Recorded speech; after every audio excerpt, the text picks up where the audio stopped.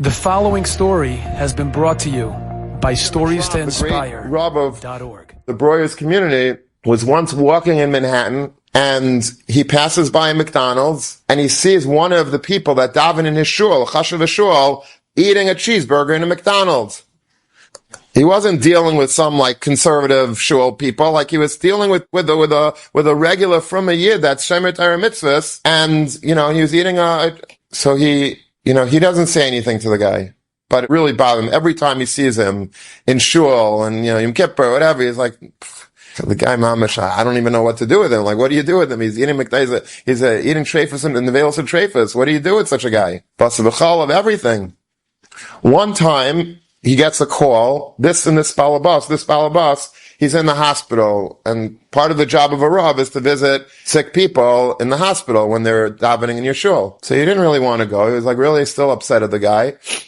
But he goes and visits him, and he says, how are you doing, Mr. Levy? He says, not doing so well. He says, what happened? He says, I don't know if the Rav knows. He says, but I have a very severe ulcer in my stomach.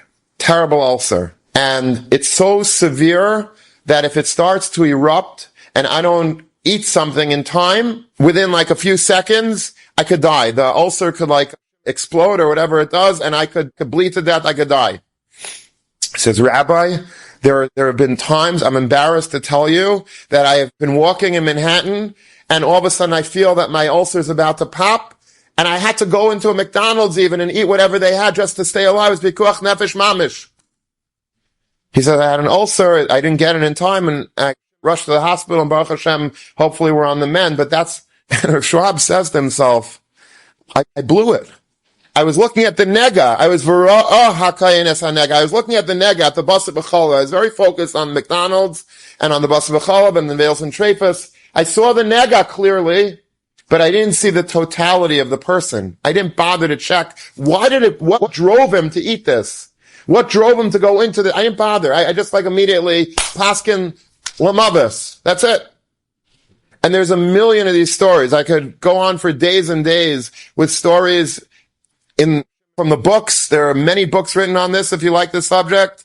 But I could tell you personal stories, and I'm sure you could tell me personal stories of things that you saw and it wasn't as it seemed. It looked exactly what you thought it was, but it wasn't. It wasn't. I'll tell you one quick story. When I was a little kid, there was a Haggadah that was put out for a tzedakah organization. It was called the Diskin Orphanage. And it was basically they made copies of old Haggadahs, like with illustrations in it. So every year they publish another Haggadah, and with a paperback cover. It's famous. Like you buy a whole series of them. And it was mailed out to thousands of people as part of their fundraising efforts for the Diskin Orphanage. So my uncle, Olav Shalom, had a very chashuva old Haggadah. They asked him permission to copy it, to typeset, to copy it and use it. And they said, what would you like to name it? You got the naming rights. So he says, well, my namesake was Moshe Bamberger. That was my grandfather. That was his father. So says, let's call it the Moshe Bamberger Haggadah. Okay, nice name. So it comes in the mail, and my father shows me. It's really cool. I don't know if and now I'm used to having my name on covers of books, but back in the time to see your name, the Moshe Bamberger Haggadah, that's spitz. It's like bragging rights. It wasn't me. It wasn't even my grandfather, but it was named after him, but it looked really cool. So I brought a copy into yeshiva for show and tell. I wanted to show my Rebbe that my name, his Talmud's name is on the cover. So, but I didn't show it right away. And there was another boy in the class who comes in and he comes up to the Rebbe and he shows the Rebbe the Moshe Bamberger Haggadah. And I was like, I didn't give you permission to take that out of my bag. That's my Moshe Bamberger Haggadah. That's not your Moshe Bamberger Haggadah. That's, what right did you have to go into my bag and take it out? He says, no, I didn't. Come on, baloney. Give it back. He says, all right, fine. He gave it back to me. And chutzpah, and I was like really steaming from this. Like, how did this guy go? He stole my thunder. I wanted to show it to my Rebbe. He took my thing and showed it to my... Anyway, I come home and I take it out of the bag, look through my knapsack, and there are 2 Moshe Bamberger now in my bag. This kid, his father got one in the mail also. He gave it to his son to bring to yeshiva to show Rebbe or to show me or whatever. And I immediately, like, as a kid, like, what's the chances of, like, this guy also having a Moshe Bamberger, that, and showing it to Rebbe? You need a krumah cup. You need to, like, have a little bit of a twisted mind to, like, think that maybe that would be the case. But I was so quick to assume in the courtrooms in my mind that he's wrong. Obviously, I'm right. I can't be wrong. But you always have to be dam l'kav zchus. Everything that you do, whatever you see in anybody, you see a person on the street, you see a person in your house, you see judge favorably. Because first of all, you probably don't know what he's doing right now. And even if you see exactly what he's doing right now, and you know that he doesn't have an ulcer, and why is he in McDonald's, you don't know. You still don't know. You have no idea how many layers, much more layers than an onion has, does the human brain have. That's a good quote. Stories to inspire. Quote. But it's true. There are so many layers that a person has.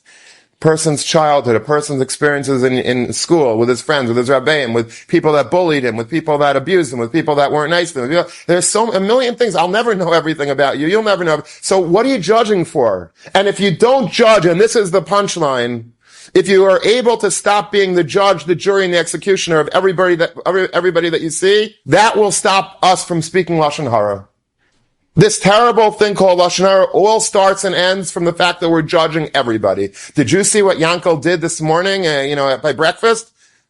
What are you telling me that for? Because you saw something and you're judging him based on what you saw. But buddy, you didn't see anything because you don't know what you saw.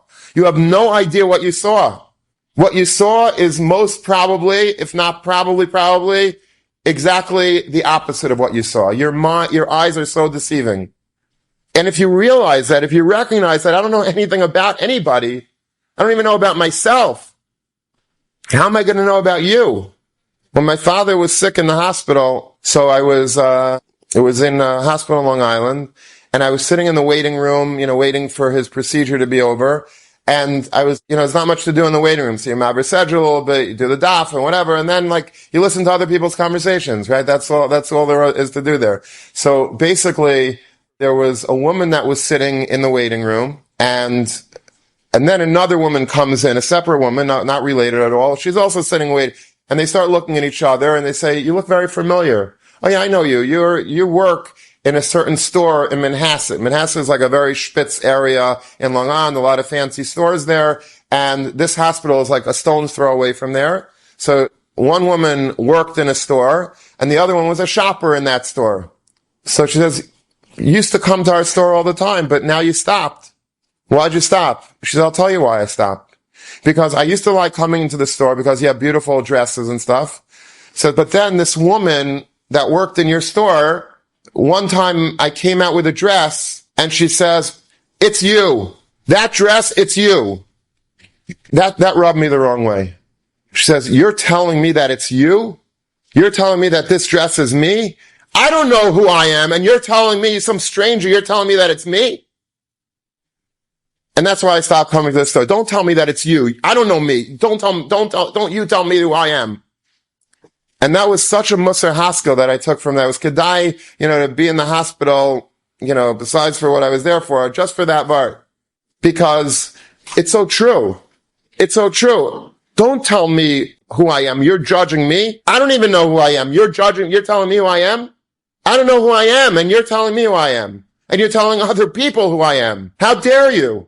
How dare you go and judge me and tell other people about me? And then ruin my life. And ruin my chance of getting a job, and a shidduch, and make friends, and all because you judged me. What right do you have to judge me? That's what every single person that you ever spoke Lashon Hara about could taina to you someday. You judged me? You told somebody that I'm not smart? You told somebody that I'm lazy? You told somebody that I don't come to davening on time? You told somebody that I'm not this, and I'm not that, and I'm not yeshivish, and I'm not this, and I'm not... Don't judge me because you have no idea about me. You cannot judge me. So stop talking, stop making decisions and opening up your mouth, and you're wagging your tongue against me because you have no idea what you're seeing. Bring a friend. StoriesToInspire.org